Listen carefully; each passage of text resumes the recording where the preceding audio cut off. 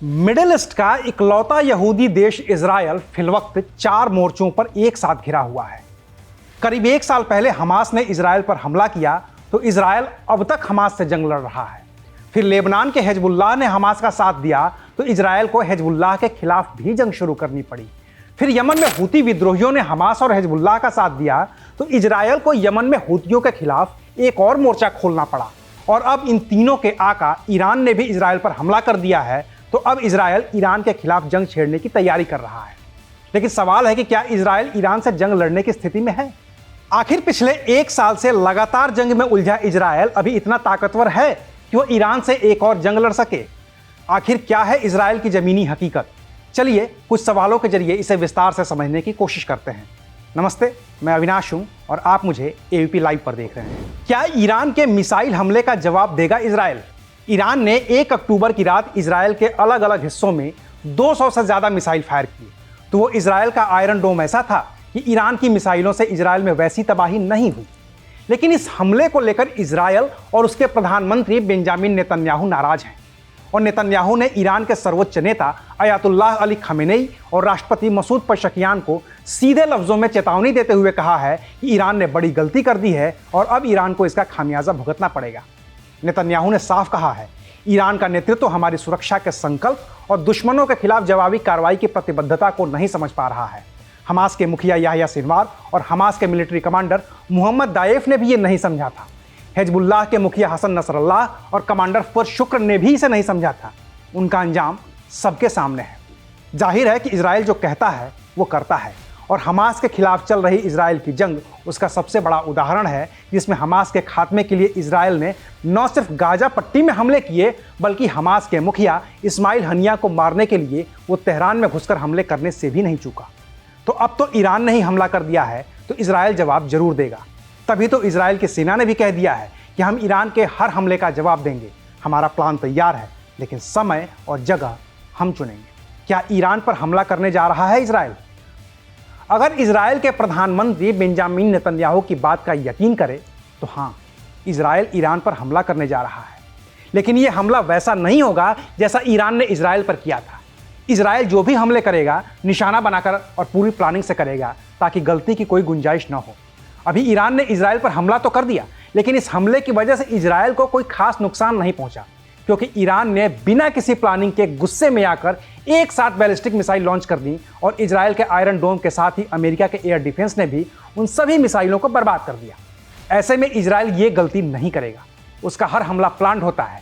जैसे उसने प्लान करके तेहरान में इस्माइल हनिया को मारा, जैसे उसने प्लान करके हिजबुल्लाह के पेजर, रेडियो और वॉकी टॉकी सेट्स में धमाके किए, जैसे उसने प्लान करके बेरूत में हसन नसरल्लाह को मार गिराया, वैसे ही ईरान के खिलाफ भी इजरायल का हमला प्लान्ड होगा। और इजरायल की सेना भी इस बात की तस्दीक कर चुकी है कि इजरायल हमले करेगा, लेकिन सही वक्त और सही जगह पर। यह सही वक्त और सही जगह इजरायल की प्लानिंग का ही हिस्सा है। इजरायल के सामने क्या चुनौतियां हैं? इजरायल के सामने सबसे बड़ी चुनौती उसकी अपनी सुरक्षा है और अपनी सुरक्षा करते हुए इजरायल को भारी कीमत चुकानी पड़ रही है। इजरायल पर जो हवाई हमले होते हैं उसे इजरायल 4 तरीकों से रोकता है।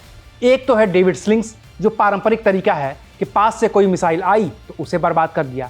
इससे घातक है आयरन डोम, जो आमतौर पर पास से लॉन्च होने वाली मिसाइल जैसे गाजा पट्टी से आने वाली मिसाइल को रोकता है।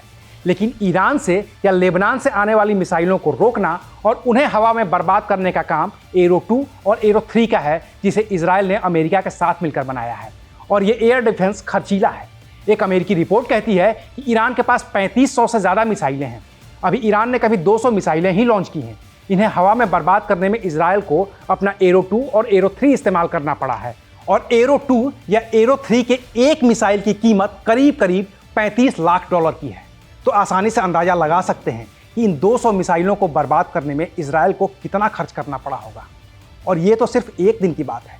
इजरायल की ये जंग तो करीब 1 साल से चल रही है।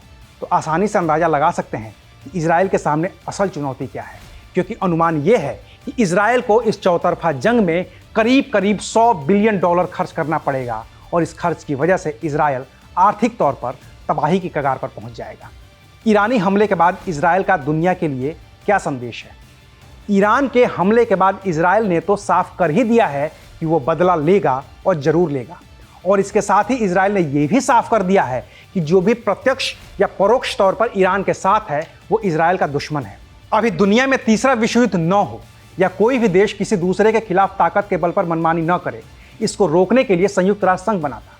लेकिन अपने ऊपर हुए हमले के बाद इजराइल ने संयुक्त राष्ट्र संघ को भी सिरे से खारिज कर दिया है और कहा है कि संयुक्त राष्ट्र संघ के महासचिव एंटोनियो गुटेरस का इजराइल में प्रवेश निषेध है।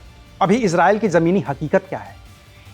ईरान ने इजराइल पर जो हमला करना था कर दिया है, तो इजराइल के लोगों में दहशत तो है ही, लेकिन इजराइल के लोगों को भी इसकी आदत पड़ चुकी है।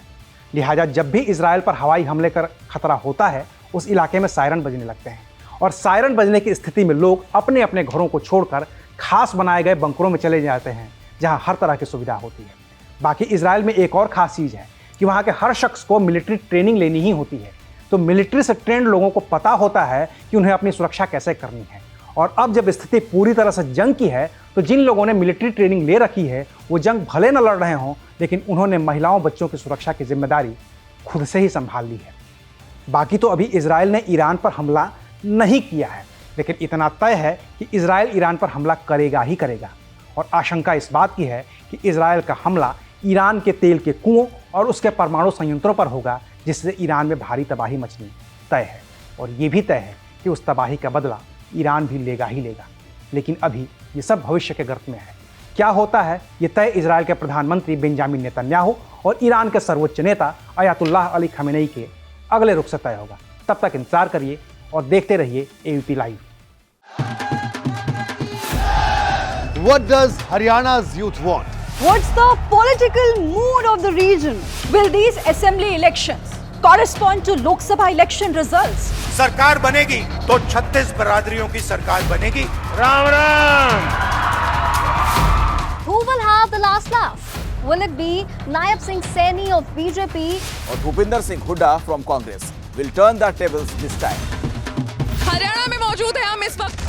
Get to know the ground reality of the Haryana elections 2024 with real-time updates in your language and your preferred platform. Only on ABP Live Election Center.